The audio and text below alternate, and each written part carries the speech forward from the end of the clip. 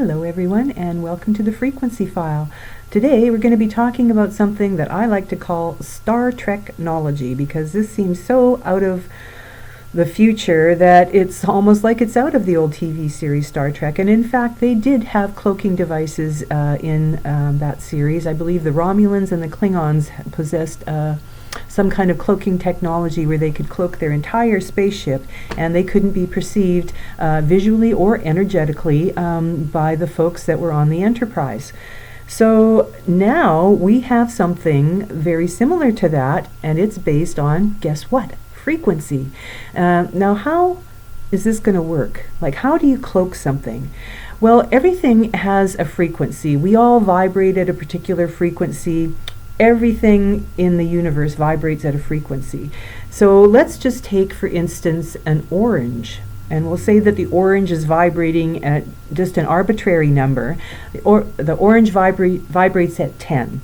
So if we put an orange that vibrates at 10 into some kind of a container that vibrates at 35, then whatever uses frequency to perceive, that is instruments, animals, or whatever, is going to see that particular object inside the container as vibrating at 35 because it's been enclosed, compassed, or cloaked by the frequency of 35, and it has erased the frequency of 10 in the eyes of the beholder. So, I mean, human beings can say that this is so, but who do we really trust? How do we really find out, does this actually work? Well, what if we ask or watch the reactions of those that cannot lie and do not practice to deceive? I'm speaking, of course, of animals. They can't lie, and they don't usually try to deceive human beings. And so this is where this human electronic concealment system, or HEX, comes into play. Now, this is the name of a company that has developed an invention. They have garments that have been interwoven with a type of a fiber that conducts frequency. And so once a hunter or a photographer or nature enthusiast puts on these garments, they become the orange in the container. Their human electronic frequency is, for all intents and purposes, erased, and they are producing another frequency that animals in the wild and animals in your environment will not recognize as being human. And therefore, it allows people to get very close to wildlife, and without them realizing that there's a human being in the area.